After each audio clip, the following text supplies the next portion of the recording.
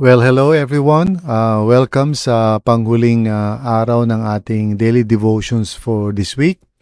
And I hope na marami po kayong natututunan sa ating meditations every day. Do share itong ating daily devotion sa ibang tao, especially kung nangungusap ang Panginoon sa inyo for any of the days na ating tinatalakay itong new creation. Just share it with others and encourage other people to grow in their faith. Today, ang ating pag-uusapan naman ay mula sa 1 Thessalonians chapter 1, verse 7, and then we'll jump to verse 9. Once again, the Apostle Paul says, sabi niya, "And so you became a model to all the believers in Macedonia and Achaia." And then jumping to verse 9, "For they themselves report what kind of reception you gave us." Amen, no? So ang title po ng devotions natin for the last day of this week, The Power of a Life that Inspires Others. The Power of a Life that Inspires Others. So samahan niyo ako, let's pray and ask God once again, tulungan tayo sa ating pagmumuni-munihan for today bilang last episode ng ating Daily Devo. Lord God, once more, we come before you.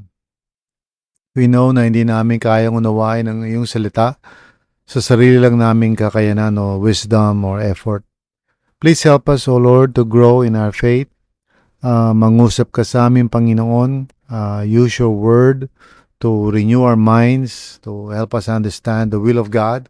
At bigyan mo kami ng grace to receive your word gladly upang ang salita mo maging way para mag-grow kami, Lord, sa aming relationship with you. Thank you very much, Lord, for your grace and mercy and for the Holy Spirit who will lead us and guide us today.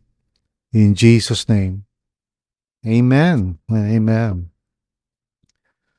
So, ito na nga, pinag-uusapan natin ng new creation, and I hope na na-encourage kayo kasi yung mga palatandaan na pinag-uusapan natin, yung panibagong orientation in life, yung formation na nagmumula sa Holy Spirit, yung mga fruit ng Holy Spirit sa buhay natin, yung joy, yung peace, ito yung mga nangyayari, tapos kakaroon tayo ng sense of purpose. We now see our ordinary activities in life as a way for us to talk about Jesus, to share our faith.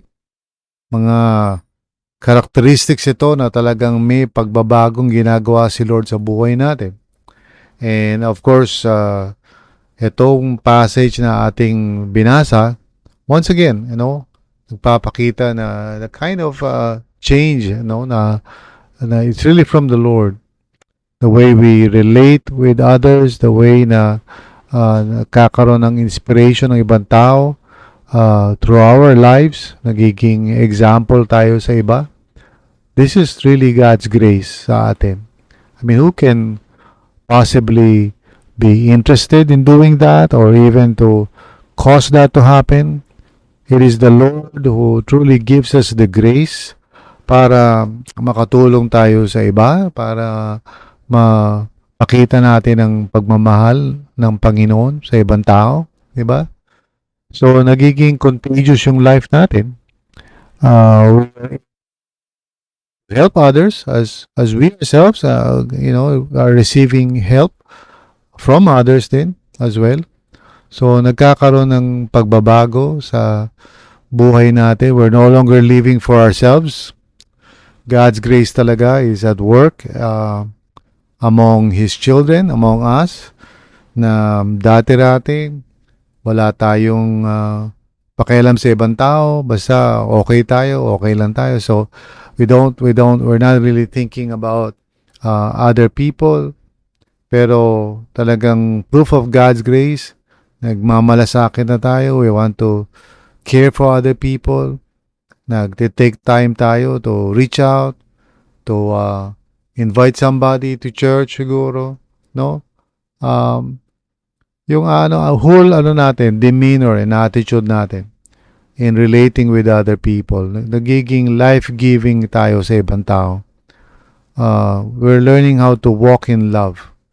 And iniisip na natin how we can draw people to the Lord, no? By our life or by our example. So, nagkakaroon ng authenticity sa buhay natin, ng integrity, which attracts other people. And mapapansin mo yun na you are able, by the grace of God, to, just plant seeds sa ibang tao, and maybe through simple words, simple actions, yung mga tao are beginning to have a need for the Lord, no? In other words, na-whet yung appetite nila to know more about the Lord. Who can do these things? Yung pagkakaroon natin ng fruitfulness sa buhay. I mean, that's not something we can do sa sarili natin. Again, siyempre gusto kong i-balance ito dahil some of us really have the tendency to be hard on ourselves, to condemn ourselves, lalo na pag nakikita natin yung failures natin. Pero minsan yung failures talaga is more of the processing sa atin ng Panginoon, yung training, discipleship. Kaya ini-encourage ko kayo to pursue your spiritual growth with intentionality. Mag-aaral tayo pag may mga seminar, pag may mga training, mag-enroll tayo. I mean, for a lot of people I know, hindi dahil hindi sila new creation, kundi minsan talaga na meron lang mga challenges sa buhay. Minsan kulang lang sa focus. Minsan siyempre tinatamad rin, nandun din naman yung katamaran. Pero deep down, nandun yung desire to live for the Lord, yung desire to honor Christ sa pang-araw-araw, to use yung platforms natin sa buhay, to be salt and light sa workplace, sa school. Meron tayong ganung mga desires. Hindi lang natin siguro mapatupad dahil minsan marami tayong inasikaso, minsan di lang natin nabibigyan ng panahon, or siguro natutokso nga tayo minsan ng katamaran, di ba? Number one na challenge talaga yan sa mga mananampalataya, di ba? Pero bahagi lang ito ng mga tawag dito, bahagi ito ng mga pagbabago na ginagawa ng Panginoon. So don't get discouraged. Kung may mga bagay na pinag-uusapan tayo this week na hindi pa naman totoo sa iyo, huwag mo agad i-conclude na siguro di ako born again. Marahil hindi yun ang dahilan. Maybe may mga bagay lang talaga na binabago si Lord sa atin. Basta cooperate lang tayo with God's grace. And now, of course, siyempre, sabihin na natin, there may be some situations na totoo nga talaga na, well, you're not yet born again. But even if that is the case, hindi yun discouragement kasi awareness lang yun eh. Parang maybe God is inviting you to surrender your life to Him, to trust in Jesus as your Lord and Savior. So, positibo pa rin yun. Even if it is true na, let's say, na-realize mo na wala ka pang orientation na mga pinag-uusapan natin. Hindi, yung life mo is basically not being transformed. Okay? In other words, hindi dahil kulang ka lang sa training, talagang zero, wala kang desire talaga for the kingdom of God. Don't let these things parang discourage you. Instead, let it become a parang stepping stone for you, an invitation of God for you to really surrender your life to the Lord. Kasi God is not interested in putting you down, in making you feel guilty or ashamed. He wants you to be saved. He wants each and every person to experience yung new creation. A new direction, a new heart, a new purpose. Desire ni Lord yan para sa bawat isa. So, kung sakali mang naririnig mo ito right now and iniisip mo na parang hindi pa yata totoo sa akin yan, well, that's honesty, that's integrity. So go go near to the Lord, seek Him, ask Him. He will hear you and He will answer your prayers. Of course, the wrong thing to do is to just justify it and say, well, wala ko niyan, so sorry na lang. it's a form of pride. Diba? Let's say, na-realize mo na wala kang gano'n, tapos ang response mo is, well, wala tayong magagawa, wala ko niyan, so sorry na lang. That's not going to be helpful for you. Pride is a hindrance, okay? Pero humility, well, God gives grace to those who are humble. So if you're humble and you say, God, I don't see yet these things in my life, pero I'm really interested. I want to know you more. I want to draw near to you.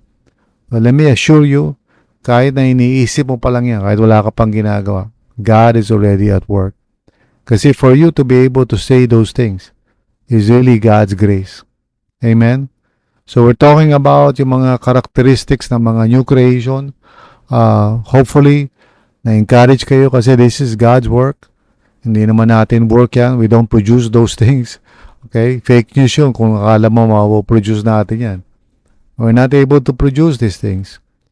A new life orientation, a sense of purpose, a heart that is being transformed, new character traits, gifts of the Holy Spirit, ministry, sharing our faith, all of these things, hindi natin yan ginagawa. They are simply indicators or manifestations that the grace of God is indeed at work sa buhay natin. And so that means we are truly part of the new creation of God. So thanks be to God for that. At kung hindi pa natin nakikita o parang hindi siya consistent, well, maybe kailangan lang talaga maging intentional tayo. Let's clarify the vision of God for our lives and then make the decision, Lord, I want that. And so start learning how to walk with the Lord. Start practicing. Sabi ni Paul, godly training is going to be valuable for us in this life and in the life to come. So pursue godly training. Amen?